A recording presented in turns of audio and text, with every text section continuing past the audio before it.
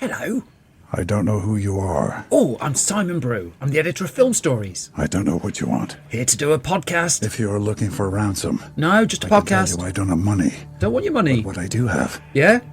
Are a very particular set of skills. Audio editing. Skills I've acquired over a very long career. Are you cheap? Skills that make me a nightmare for people like you. Oh, heck, let's just start. Come with me. And I show you how deep the rabbit hole goes. And movies that had stories. The story just sucks them in. This is just the beginning. Stories. We would be honored if you would join us. Hello and a very warm welcome to Film Stories with Simon Brew. I am Simon Brew. As always, that's absolutely everything you need to know about me. The aim of the podcast, though, well, I'm here, as the title suggests, to talk of the stories of film. And I tend to talk about development stories, production stories, behind-the-scenes stories, marketing stories, release stories, all the bits and bobs, really, that go to make the films that we know and sometimes love. Just that, the films that we know and sometimes love. The films I tend to choose for this podcast, they're more of a mainstream leaning than anything. They're films I'm interested in or invested in to some degree. I try not to punch down. I try not to do snark. I just think it's really hard to make a film. I sort of want to celebrate the fact that, well, that people have managed to do that.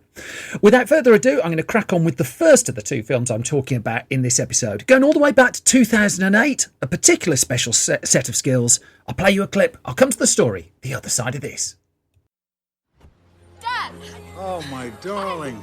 Happy birthday. Dad, guess what? You know my friend Amanda? Yep. Her cousins asked us to spend vacation with them in Paris. I really, really want to go.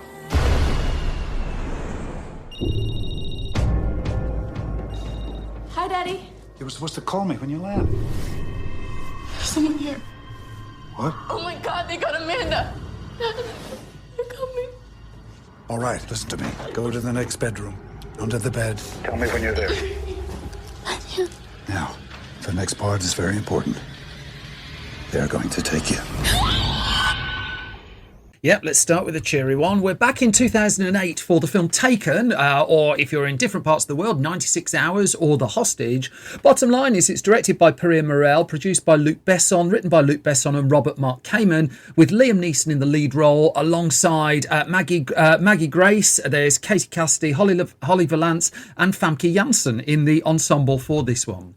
But the story and the origins of Taken really go back to the experiences that director Luc Besson had making films in Hollywood. He did 3 in the Hollywood studio system to varying degrees. He made Leon, known as The Professional, in the US. He did The Fifth Element, and then he did Messenger, the Joan of Arc story, all in the 1990s. Now, to that point, before he went to Hollywood, he'd been making films in his native France, things like La Femme Nikita, but when he went to Hollywood, he, as many before him and since did, he struggled with the studio system. He struggled with studio interference, the pushing backwards and forwards, and basically all the toing and froing of getting a movie made in Hollywood. And so coming out of the back of those films, he decided on a change of direction. Now, he'd come into the circle of a screenwriter by the name of Robert Mark Kamen, known at this point for things like The Karate Kid, while making The Fifth Element. And Kamen, in fact, was brought in to help him sort the screenplay out of The Fifth Element, which came out in the mid-1990s. And as Kamen told Script Mag, he said, this all started when I was a script assassin at Warner's, and Luke came in with what became The Fifth Element, which was a complete mess. And he and I met, and I told him what was wrong with it. And he hated me because he was a French auteur, and how can the French auteur ever be wrong? But the story didn't end there. I mean, it'd be a short podcast if it did, because Besson, who I should note has denied several serious allegations about his conduct made against him by several women. I do want to acknowledge that. He rang Kamen up a week later and admitted that the changes that had been suggested, well, actually, they were good. And the two of them started working together and a friendship was formed.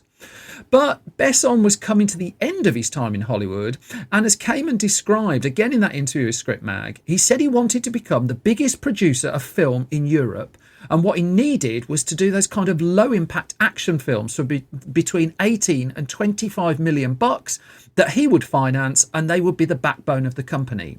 Now, that company would go on to be EuropaCorp, and EuropaCorp was very much in the business of making the kind of mid-range thrillers that Hollywood had pretty much abandoned. But that was a little way down the line that its production line ramped up to that degree. But the idea was Besson's head was bustling with ideas. He would come up with stories that Kamen would then co-write and crucially add an American voice and an American perspective to those stories to give the films that came out of this union an international appeal, that they wouldn't just sell in Besson's native France and across Europe, that it could play in the lucrative North American market. Besson would produce them, and the two of them fairly quickly got down to work because they'd had a falling out. I think it was towards the end of the 1990s, early 2000s, and when Kamen turned a project down, and Besson didn't take this particularly well and would ultimately, as far as he would go, apologise for that. But what they ended up working on was a film starring Jet Li called Kiss of the Dragon, and Kamen explained all of this in an interview he gave with the Los Angeles Times. And he explained that Luke thinks up about 8 film ideas every day. Some are great, some are horrible. He sees all these images in his head. So when we sit down, I'll say, I like this one. And we lie around the house or the hotel room and he dreams up these amazing images. And I try and bring some structure to the story while we think up the characters and who they are and what they do. And then Kamen, the plan was always that he goes away and writes them. Now, this particular approach really hit pay dirt with a film I'm very, very fond of called The Transporter, starring Jason Statham. And this was the film that really helped make an even bigger star of Statham. He wasn't at his Fast and Furious and the Meg levels back then, but this was a significant step upwards. And he would go on to make 3 Transporter films for EuropaCorp, the first of which was directed by Louis Leterrier. I'm going to come to that film in a future episode of Film Stories, but it went to the methodology behind what Besson had envisaged and the EuropaCorp model, which is you get a successful film, you look for offshoots, you look for sequels from it. But they even rebooted The Transporter without Statham a few years ago, which went as well as you would expect. But it was always pretty much at the core that Besson had an idea, Kamen would go away and write the script, and that was the case with what became Taken. And in fact, the most iconic line in Taken goes to the way that they collaborated, really, and I played it right at the start. It's the line said by Liam Neeson's character about his special set of skills and how he'll find you and yada yada yada. And it was Besson that came up with the "I will find you and I will kill you" ending of that speech, but it was Kamen who went in and filled all the gaps in. That he fleshed that out and turned that into the full monologue that became an internet meme, and basically that Neeson's second coming career, as it turned out to be, and I'll come to that shortly, was tied back to, really.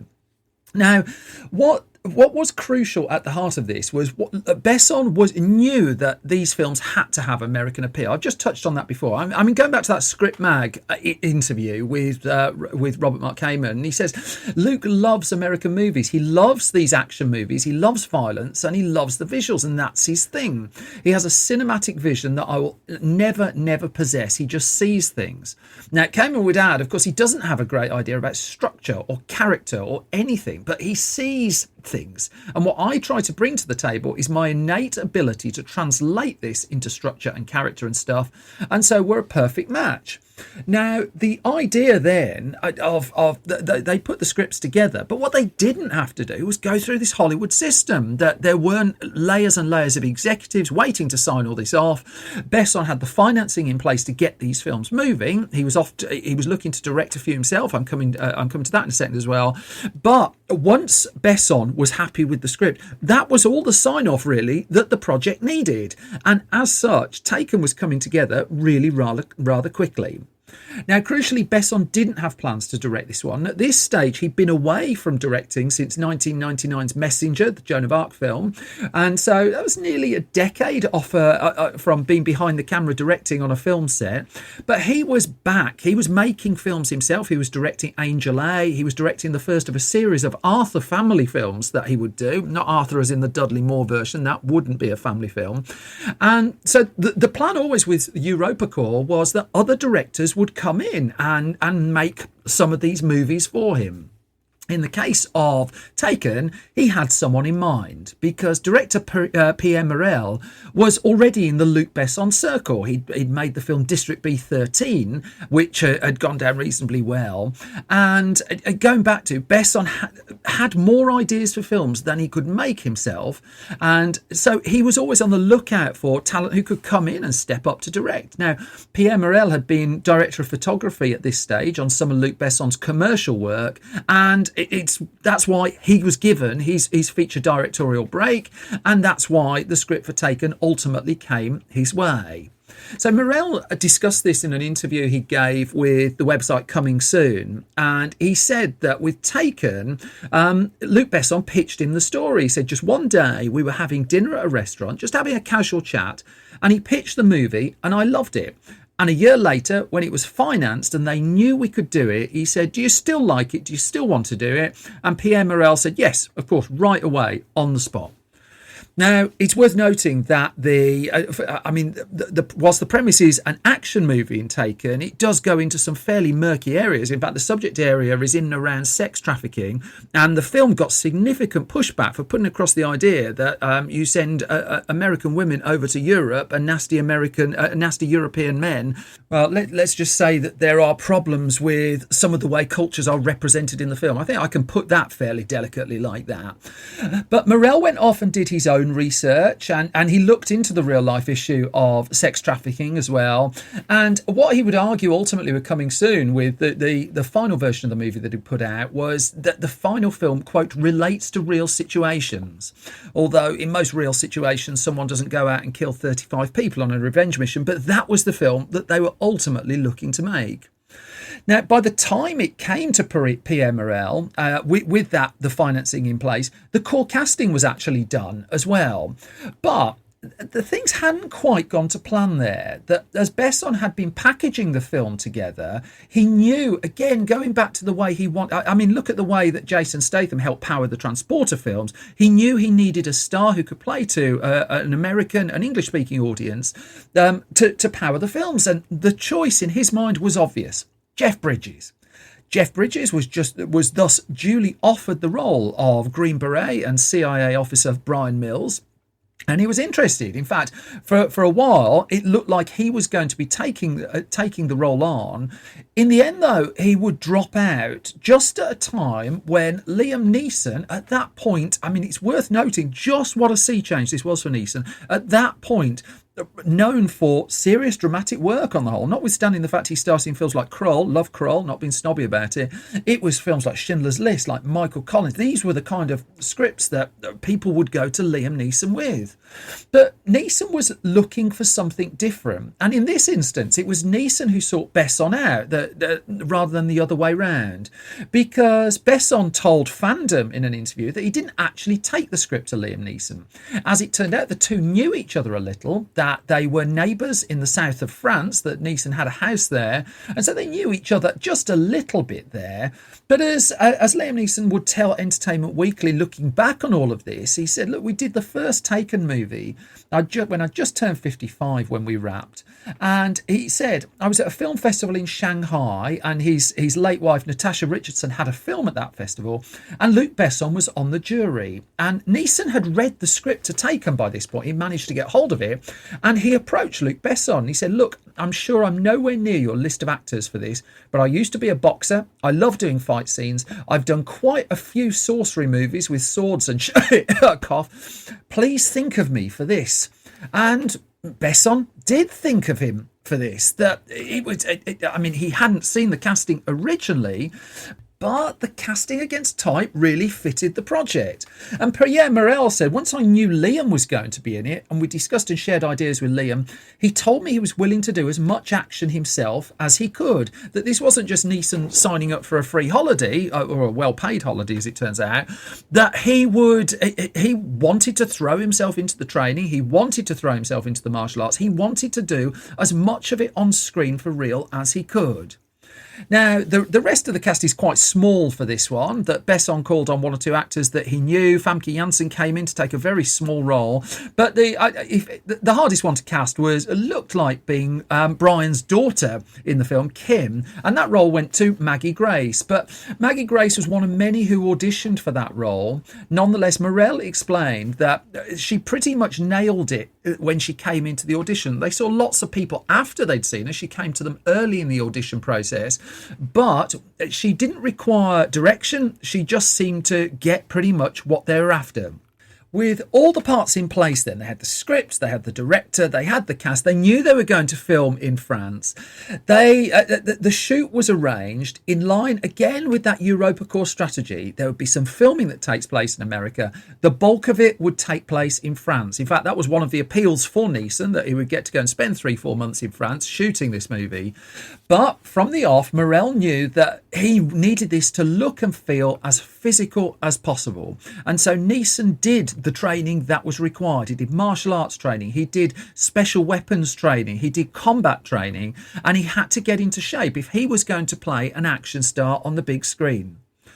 Now, just because Luc Besson had conceived the project, had got it moving, had pulled the financing together, that didn't mean that he sat on his director's shoulders when it came to the film set. He was a very hands-off producer with a lot of the EuropaCorps movies, that he left Morell to his own devices. The pair had looked at the script, obviously, and they'd made changes here and there, but once that was in place, Besson trusted Morell, not least because Besson was off shooting a film of his own.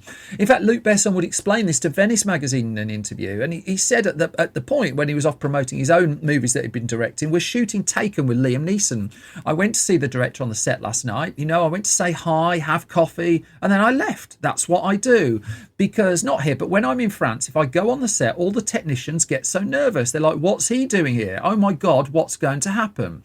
Now, this all took place in the spring of 2007, which is when Taken was filming. It didn't actually take that long to film.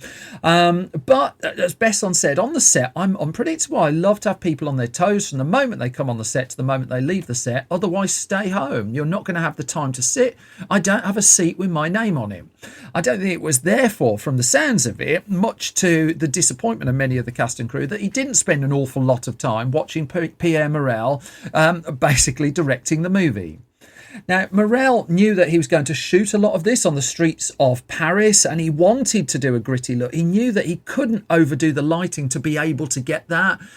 He knew the action had to have fluidity to it, and this had to be quite a dark film, and that's basically the way that they shot it. And Neeson, he was having a ball with it. When it wrapped up, he admitted he had precious little expectation. He said, I've said before, and no offence to Robert Kamen, our writer and my pal, but I thought, well, this is going straight to video. A short little European thriller. Might play for a couple of weeks in France, and then it will go straight to video. The filming thus wrapped up in the spring of 2007, and that was seemingly pretty much that. There wasn't going to be a heavy post-production on this, and in fact the release schedule of it was interesting because this was going to be staggered. This wasn't a film that was going to debut in the US.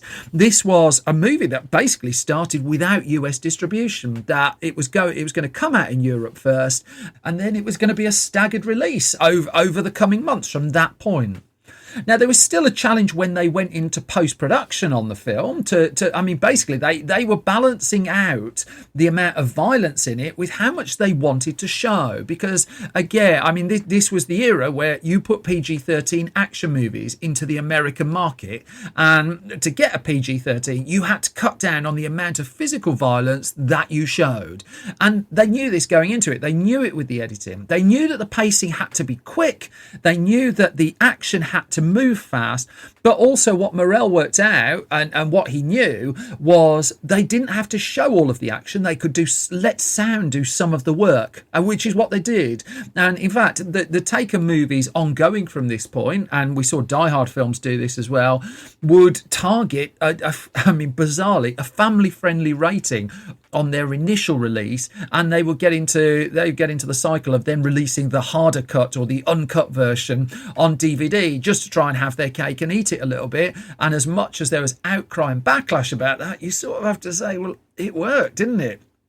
But The film was successful, but it was successful in chunks because this was, I mean, when it finally came out in America, it was a good year, nearly a year after its premiere in France. So let's go through that staggered release because it really played in the movie's favour. It built up slow word of mouth for the film.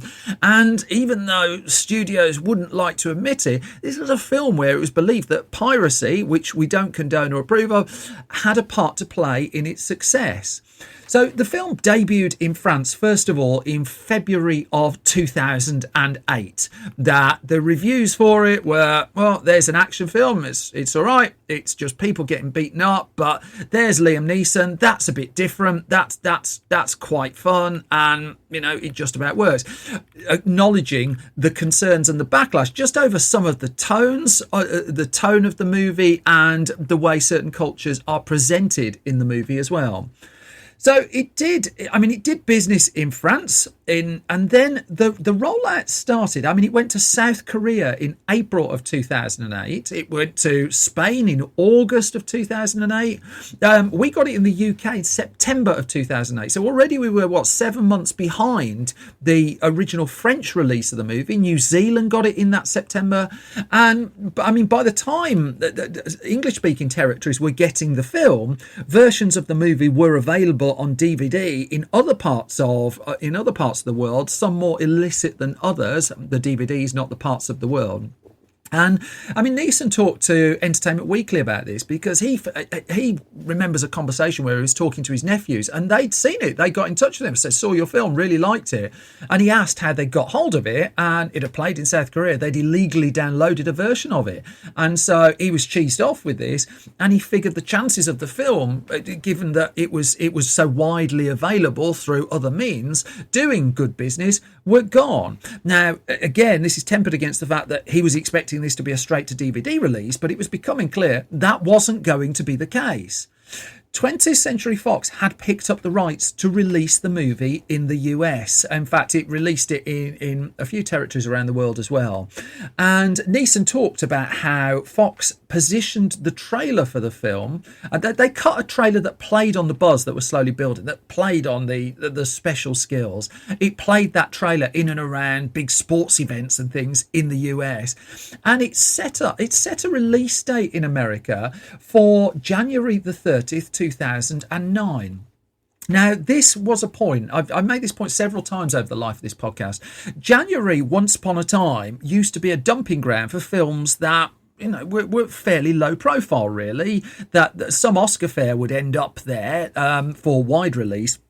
But on the whole, studios had a habit of putting films in off-peak times of the year that they just felt that they had limited expectations for, or they needed to release the film in an uncompetitive time.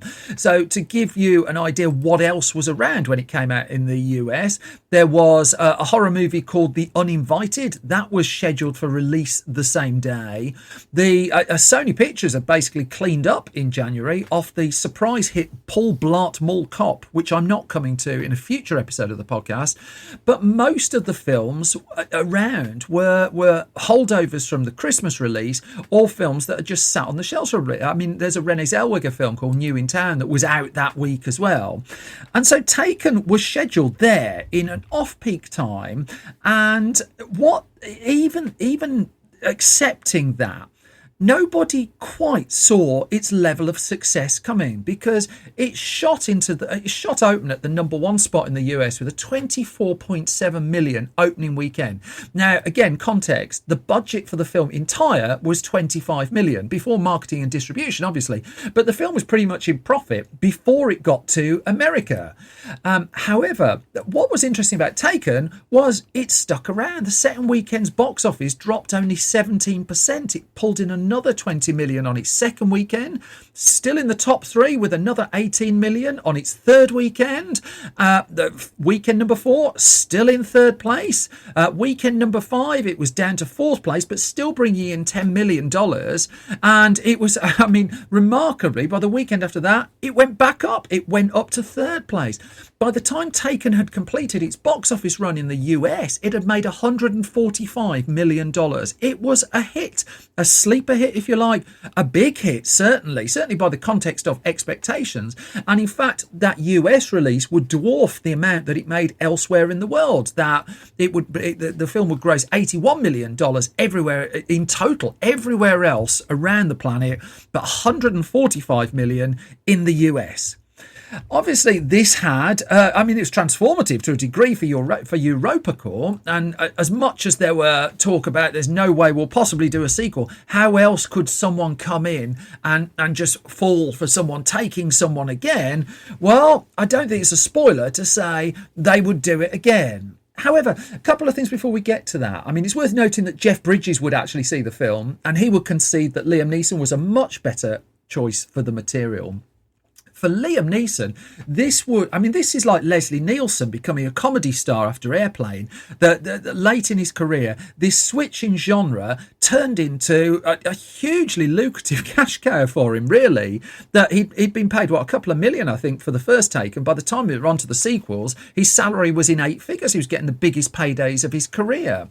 In fact, throughout his late 50s and 60s, it was action that he pretty much became known for. I mean, you name him. Run All Night, Non-Stop, Unknown. In fact, until he gave one particular interview, he was fairly reliable to bring home 50, 60 million at the box office in the US. And in fact, last year, I'm recording this in 2021, last year another Neeson film came out, a fairly by the numbers one, that topped the UK box office. So still going, and he's still making the action films.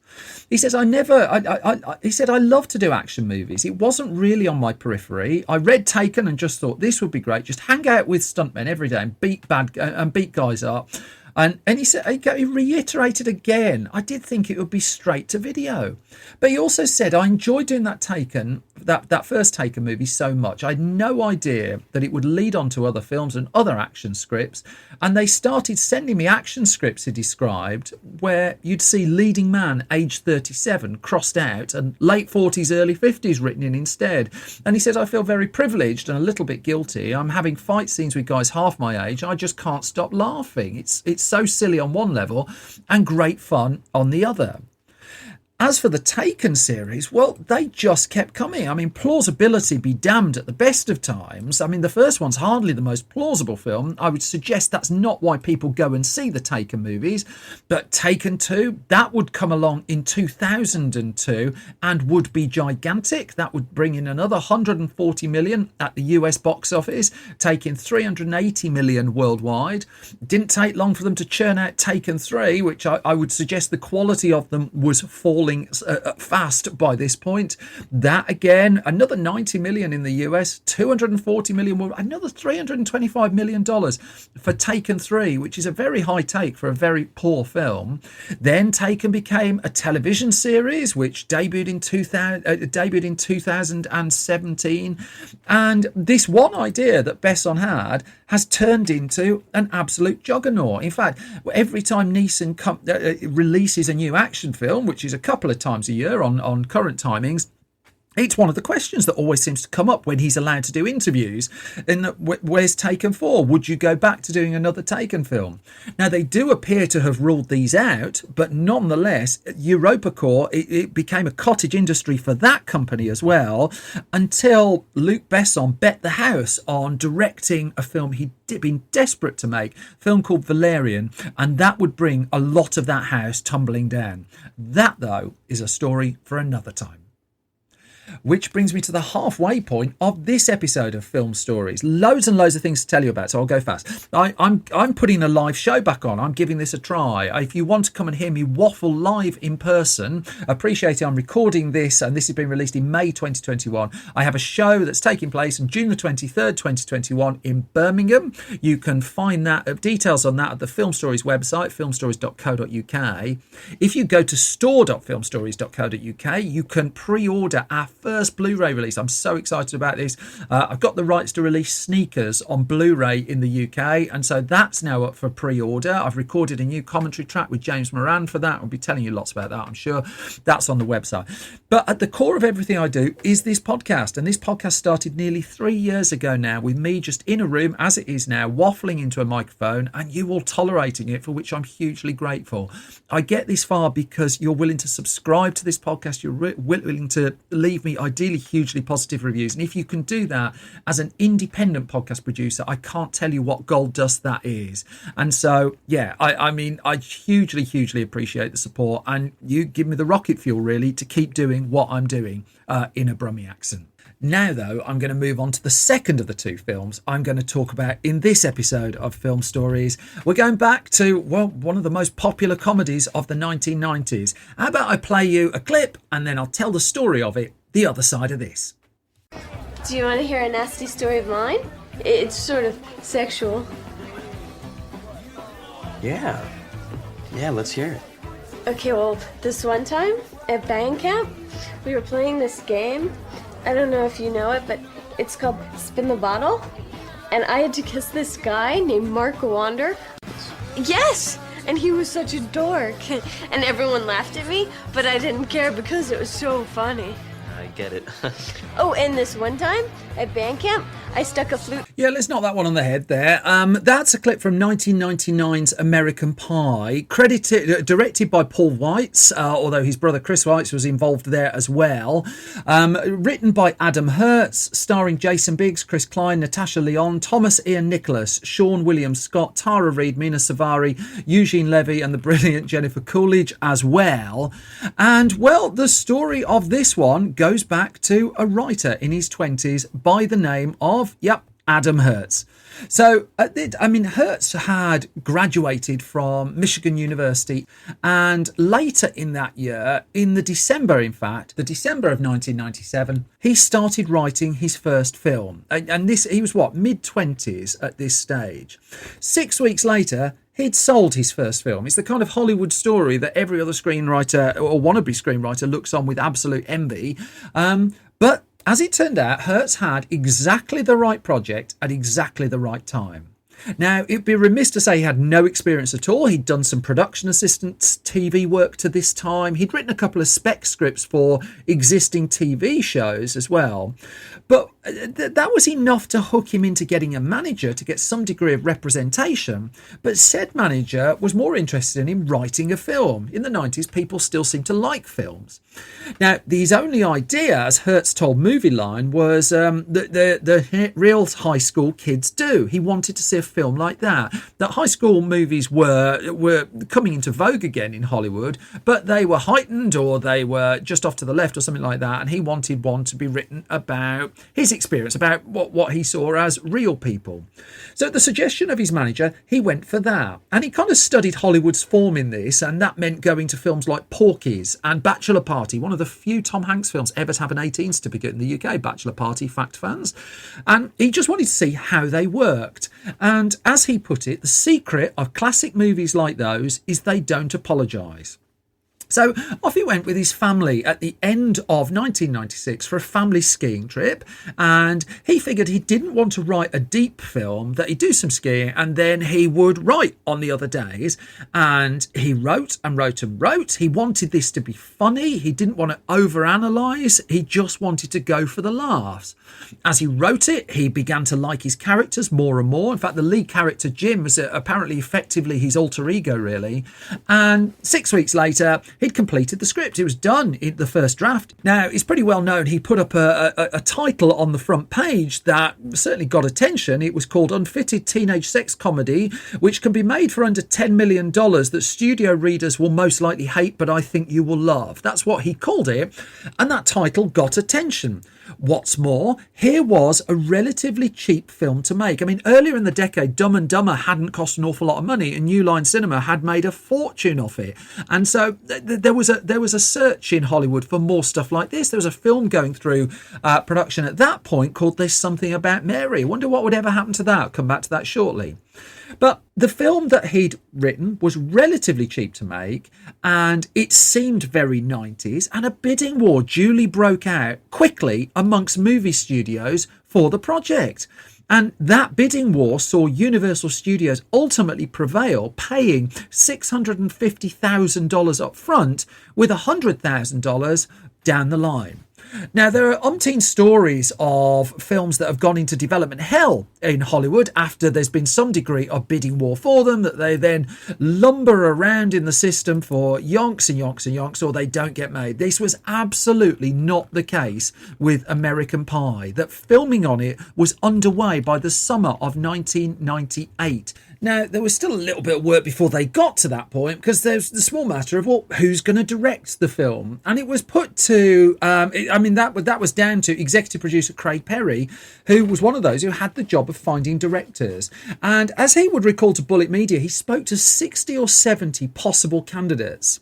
Now, Chris Weitz talked to Bullet Media, and he said initially nobody else wanted to direct it. Literally nobody. I think they'd approached a couple of music video directors and a commercial director. My brother Paul and I hadn't directed anything before. We'd just written Ants. And so this is Chris and Paul Weitz. They'd had success with the DreamWorks animated movie Ants that they penned the screenplay for. I will come to that in a future podcast. I think it's an interesting story with Ants. But they, with no directing credits under their belt, they weren't the top really of anyone's list. But as Paul Weitz would say, I said I directed a lot of theatre because I knew they weren't going to be able to actually check up on that. Now, at this stage, Chris was in his, he was in his late 20s, Paul in his early 30s. And, I mean, it goes to the fact that this was a low-risk project, that it was going to cost Universal, about 10 million or so to make? That's what they figured. And so, I mean, in the context of the slate of projects the studio was juggling, this wasn't one of its higher risk, and people were hardly battering down the hatches to come and direct it for them. And the Weitzes got the job of directing the movie. It's Paul who's ultimately credited on the film, Chris as a producer, but my understanding is that the two of them worked really very closely on it. Now, there was then the matter of casting the film, because that was going to be tricky. Now, Brian Raftery has written an excellent book called Best Movie Year Ever, which talks about 1999 and all the films that came through there. So I'm just going to pop a couple of quotes from him, but I do hugely recommend seeking that book out. And I mean, Chris Weitz in that book talks about how when it came to the casting, there were 10 teenage roles to fill. They needed to be filled quickly, and there wasn't a budget to get any real names of note in there either. So what they decided to do was they wanted it to feel, quote, like American Graffiti, where you're seeing a bunch of people and wondering why you hadn't seen them before. Now, their pitch to get the film in the first place was, they said to Universal, that it was almost old-fashioned, that they wanted to zero in on the good nature and the sweetness of the characters that quite a lot of teen raunchy comedies hadn't really done before. Universal nonetheless had names it suggested to put forward. One was Jonathan Taylor Thomas. Kate Hudson was in the mix. Both of those would turn it down. Selma Blair said no as well, and she said she would ultimately come to regret that. Jason Biggs had been the Weitz brothers' first choice for the role of Jim, but he had to wait until others turned it down. To give you an idea of where the rest of the cast were coming from, well, Eddie K. Thomas, who went on to play Finch, he'd been making The Rage, Carrie 2, and he came across to audition. Alison Hannigan was one of the higher profile members of the cast because she was playing Willow in the TV series Buffy the Vampire Slayer at that point, and this was a chance for her to play against type. Chris Klein, he'd been in Alexander Payne's excellent Election, which is on my list for a future podcast as well. Shannon Elizabeth, she auditioned for the role of Nadia and realised she needed to do a Russian accent. And as she told Brian Raftery, my boyfriend at the time said, remember in acting class last week when you did that French accent? That was fine, do that. And Shannon Elizabeth said, I realised I wasn't doing a French accent at all, was horrified, but then went and did that accent in the audition and nailed the role. Sean William Scott, meanwhile, well, he, speaking to DVD Talk, he said when he auditioned for it, it was a time in my career when I was pretty lucky to get a movie script or an audition for a movie. He remembered there was a lot of buzz about the script being really funny, and he said when he got it, it was the funniest thing he'd ever read, and he went in and auditioned, and he said I felt that the only way I could get the part was by taking a risk, so I just sort of went crazy with it. He would get a reported $8,000 for taking on the role of Stifler in that movie, who was basically a small side character who will go on to be pretty pivotal to the ongoing collection of sequels, or at least the Stifler family would. Eugene Levy, of course, the wonderful Eugene Levy. I mean, he'd been primarily known for SCTV and for Christopher Guest mockumentaries at this point. I mean, at the point we're recording this, he's known primarily, I'd suggest, for Schitt's Creek, the superb sitcom that's on Netflix. But he was in the running to play Jim's dad. But initially, he didn't want to do it. He didn't particularly like it. He didn't like the script. And he met with the Whites only really at his manager's urging.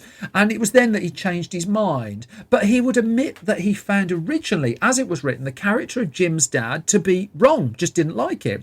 He told the Huffington Post, when we started that movie, I didn't really like the part, the way it was written. Told you. He said the dad had a little bit of an edge, a little nudge, wink, wink with the son. So I said, I don't want to play the character that way, really. I've got a problem with it. So maybe I shouldn't do the movie. Now, the Whites brothers were huge fans of his, though, and they really wanted him to do the movie. And as such, they sat down and had a conversation. Jason Biggs had been cast by this point. And so they worked through the role, but also they wanted to make sure that Eugene Levy knew he had the space to improvise. And that is pretty much what he would do on this film. He would improvise pretty much everything you see him do in the movie. With Eugene Levy on board, I mean, they were ready to go. Jennifer Coolidge joined the ensemble as well, and but this cast was ready, and shooting would begin in and around the California area in July 1998. It was not a long shoot. This one apparently shot for around 6 weeks. It would wrap up in September 1998, and I mean, to give you an idea, Eugene Levy would only work for 5 days on the movie. That was the entirety of his part and the work that he needed to do. It was mainly shot on location. There was a bit of soundstage work as well, but by now it had its name. It was going to be called Great Falls. Yeah, but there have been some chats even to this stage about going by the name we know it as now, American Pie. But for some reason at that stage, Universal was happier with Great Falls, that there was some reason. I don't know if it was related to the Don McLean song. I did try to find out that it apparently couldn't use that name, or the belief was it couldn't use that name. But nonetheless, the filming began. Now, the most infamous scene in American Pie involves an interface with an apple pie and a bit of body wriggling that Jason Biggs was going to have to do. And I mean, given that it's the film's poster, well, the pie is, and it's prevalent in the trailer, Jason Biggs admitted he was nervous before filming this, that to the point where he checked with his agent the night before, was this really something he wanted to be doing? Now, there was a mix of opinions as to whether people thought this was going to be a big hit, because as filming drew to a close, There's Something About Mary opened big, and there were one or two who've said in subsequent interviews they just felt that they had something here. But Biggs was still nervous, because was he really putting himself out there for what was going to be nothing more really than a footnote movie, or something that would speed away to DVD? And I mean, if anything, there was hope that it might make 30 million at the box office. That was kind of the top end of expectations. Biggs, though, he plucked up his courage and he went for it, and he interfaced with that pie in a way that would cause problems with the ratings board further down the line. The pie came apparently from Costco and had a bit of styrofoam in it. If you're looking to recreate such moments at home, I wouldn't try that at home myself. It was also the full extent of how that pie scene played out wasn't originally in the script. It was when the young ensemble came in, really, that it was a suggestion from Chris Klein. He said, and Adam Hertz was talking about, there was a line somewhere early in the first act where the kids are talking about rounding the bases of sex, and I wanted a line to show Jim's naivety, but also show, do the other guys know what they're talking about? And so he wrote this line, what does third base feel like? And Chris Klein was like, warm apple pie dude, and he does a gesture, and he said that line always stuck with me. And Hertz was talking to the New York Times about that, and that had a little effect on just which way the film was going to go. Now, Eugene Levy's reaction, which is sublime in the film, to Jason Biggs interfacing with said pie, was actually filmed separately, that there was tape on the floor. And so what Levy didn't have to look at was what we see ultimately in the film, but it goes to his skill as a comedy actor. It's just like, you would never tell. There was fruity stuff in the film. You may have seen the film and know this already. And I mean, it was a fairly young cast. Thomas Ian Nichols, who plays Kevin, said they called it a closed set when there's a sex scene going on, which means that there's at least 25. Which still means there's at least 25 people watching you. And he says it's a bit uncomfortable when you're 18 and you've got your clothes off, but not as uncomfortable, he would reconcile, as it was sitting in a movie theatre next to my mum while watching the final cut of it on screen.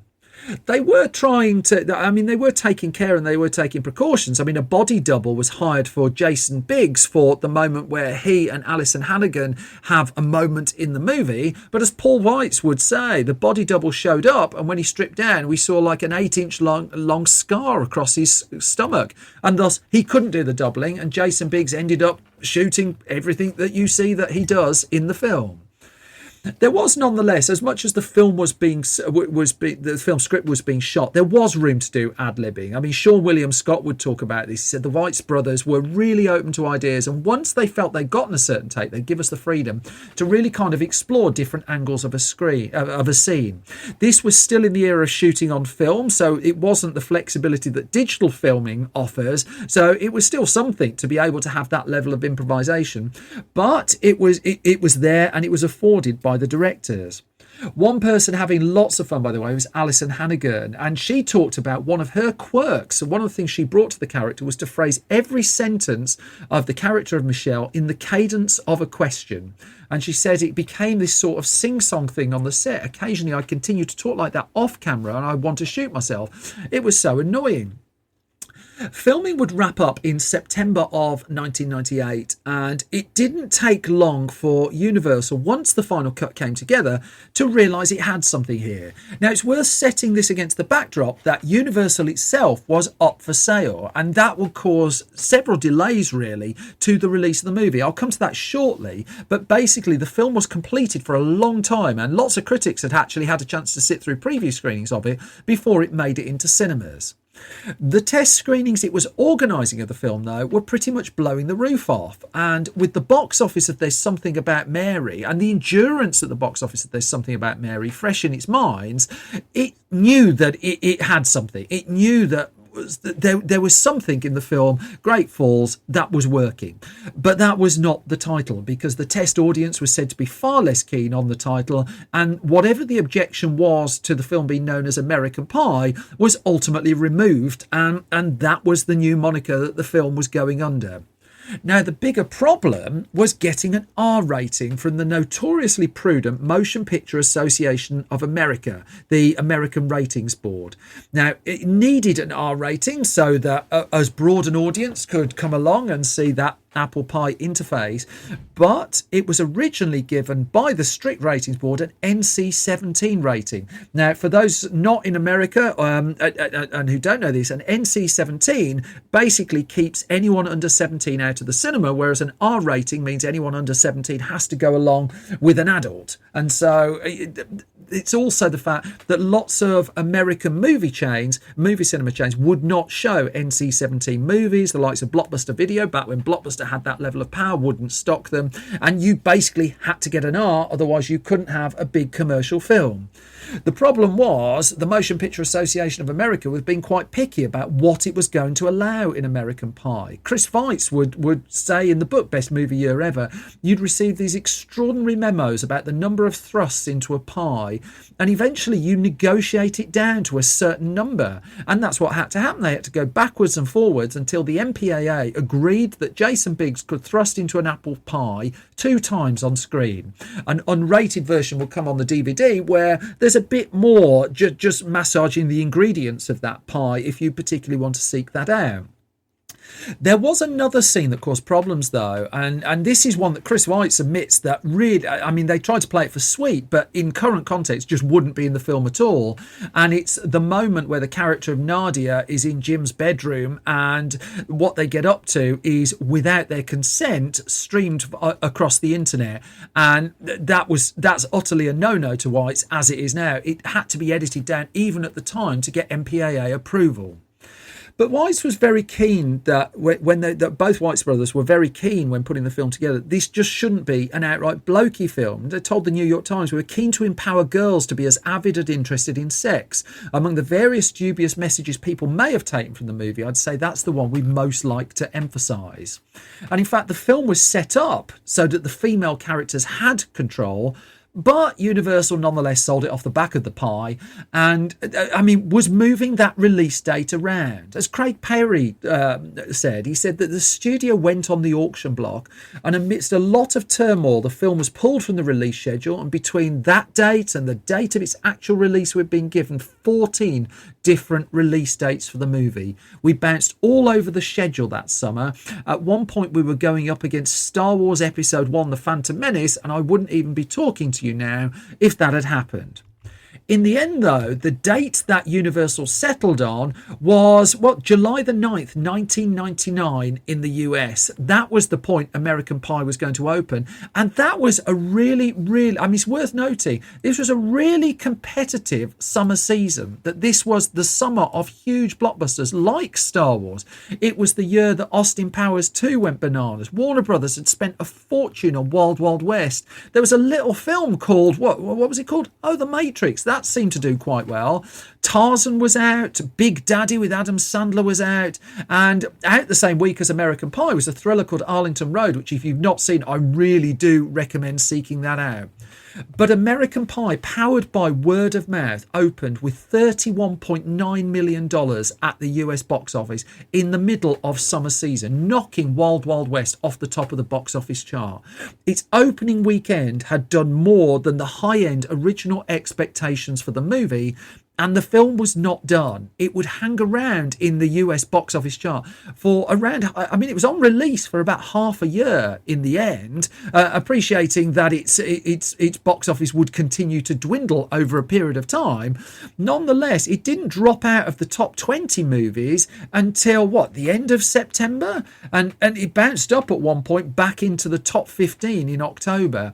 By the time its run was complete, it had done 102 million in the US off that 11 million budget. It had done 132 million overseas to bring a total worldwide take of $235 million.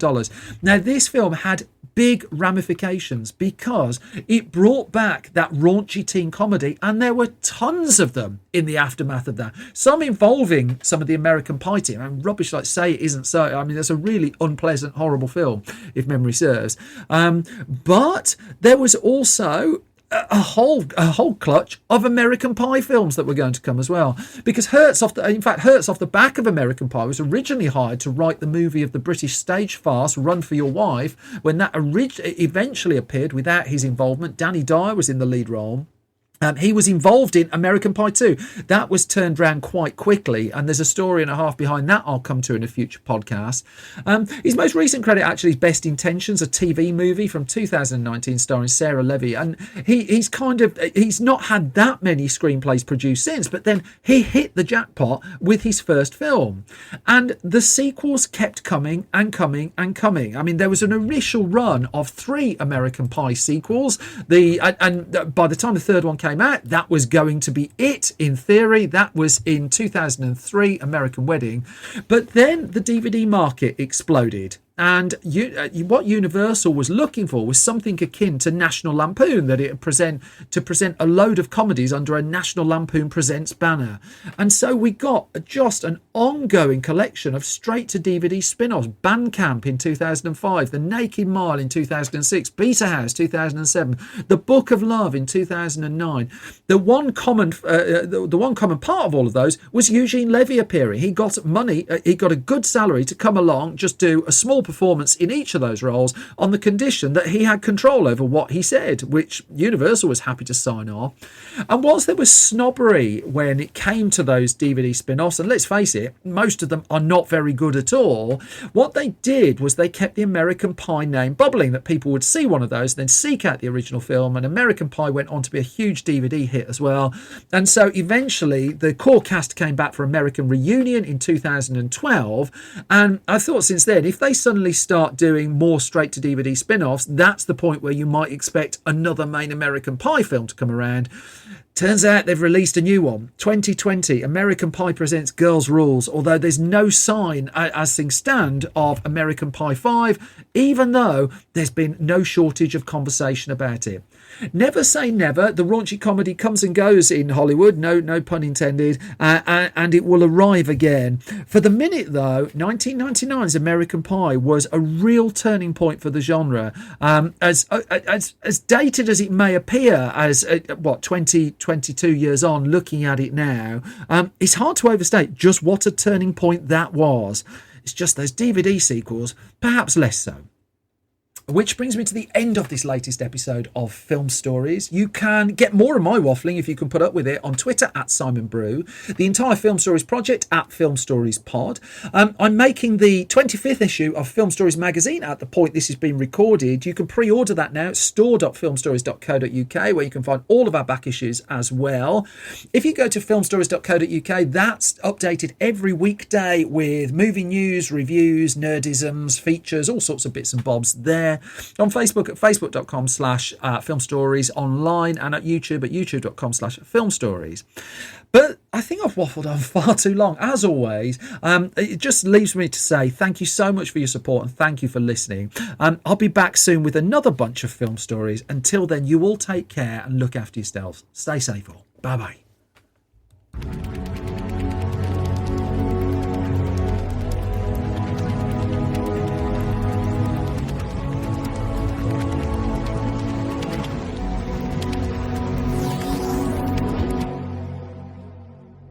I bought some magazines.